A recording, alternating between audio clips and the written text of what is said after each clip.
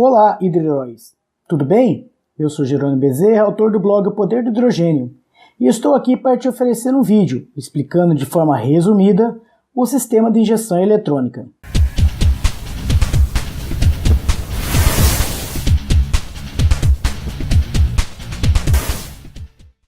O motor a combustão tem como objetivo a queima de vários gases e assim produzir o movimento circular no virabrequim.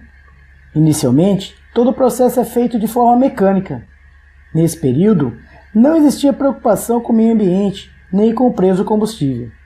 Depois da crise do petróleo, as montadoras buscavam soluções para implementar em seus veículos um sistema mais eficiente de controle dos elementos da combustão, oferecendo assim maior economia. Próximo desse evento, o governo americano começou a definir leis que definem limites de emissão de poluentes, o que impulsionou o avanço na tecnologia de injeção eletrônica.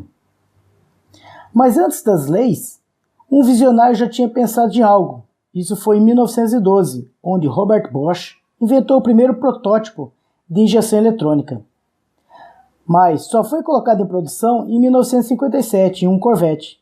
Em 1989, no Brasil, o primeiro veículo foi o Gol GTI.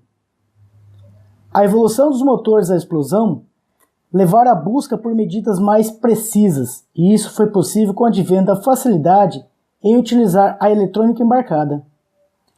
A eletrônica embarcada, hoje, representa a parte crucial dos carros. Hoje, os carros saem todos com injeção eletrônica. Nesse vídeo, vou utilizar de apoio uma animação que achei no endereço de e-mail que está postado abaixo e no final desse vídeo aqui também. Para explicar como funciona a injeção eletrônica, vou deixar na descrição o endereço do vídeo caso você queira vê-lo de forma original, que está em espanhol. O sistema é o sistema de injeção eletrônica Bosch. Dentro do tanque de combustível, temos um dispositivo denominado conjunto de bomba de combustível. Dentro desse conjunto, o principal elemento é a bomba elétrica. A função da bomba é aspirar o combustível do tanque e enviar de forma pressurizada pela tubulação até a parte frontal do veículo. Nesse trajeto, o combustível é filtrado de uma possível impureza pelo filtro de combustível. O combustível é entregue de forma pressurizada até um tubo comumente chamado de flauta. Ligado à flauta, está conectado os bicos injetores. Para regular a pressão nessa flauta, existe um regulador de pressão.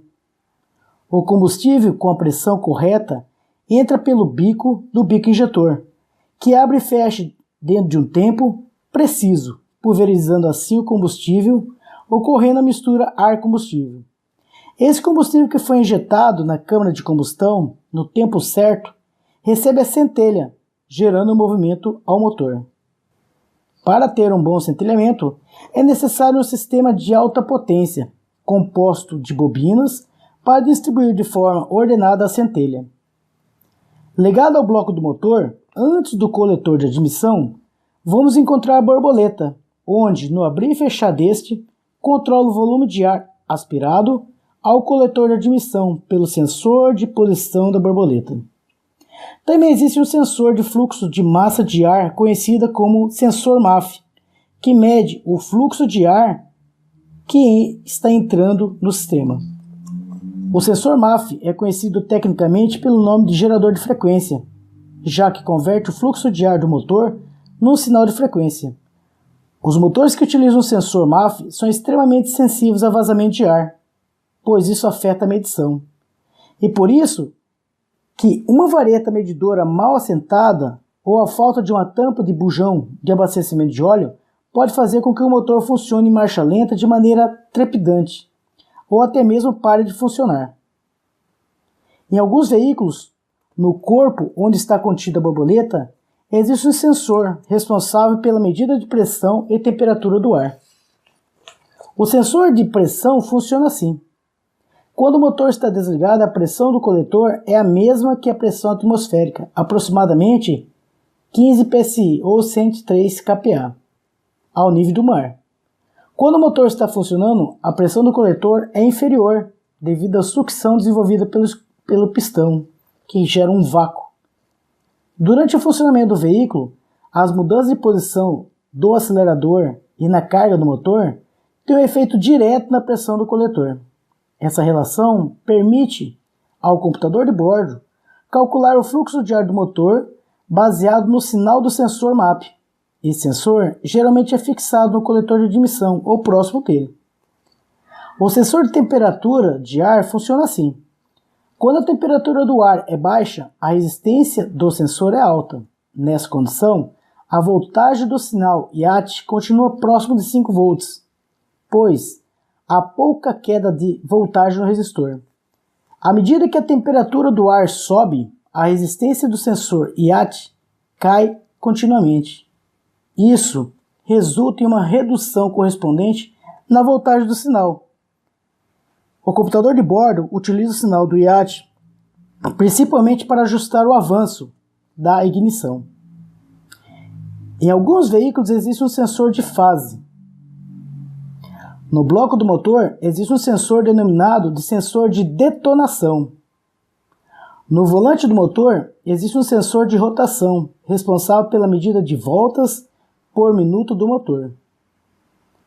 Ainda no bloco existe um sensor de temperatura que é responsável por indicar a temperatura do motor e informa o computador de bordo do veículo. Em alguns veículos existe uma válvula chamada válvula de canister, que reaproveita os vapores de combustível. E finalmente, a sonda de oxigênio, também conhecida como sonda lambda, que mede a quantidade de oxigênio no cano de escapamento. Geralmente nos carros mais modernos, o pedal de acelerador está conectado de forma eletrônica a esse e é responsável pela variação da borboleta. Todas as informações são enviadas ao computador de bordo do veículo, onde o computador de bordo processa informações enviando sinais aos diferentes atuadores. Este é o sistema de injeção de eletrônica básico da Bosch. Atualmente, os veículos podem conter diversos sensores adicionais, mas a lógica sempre será próxima a essa. Pela sua atenção, muito obrigado.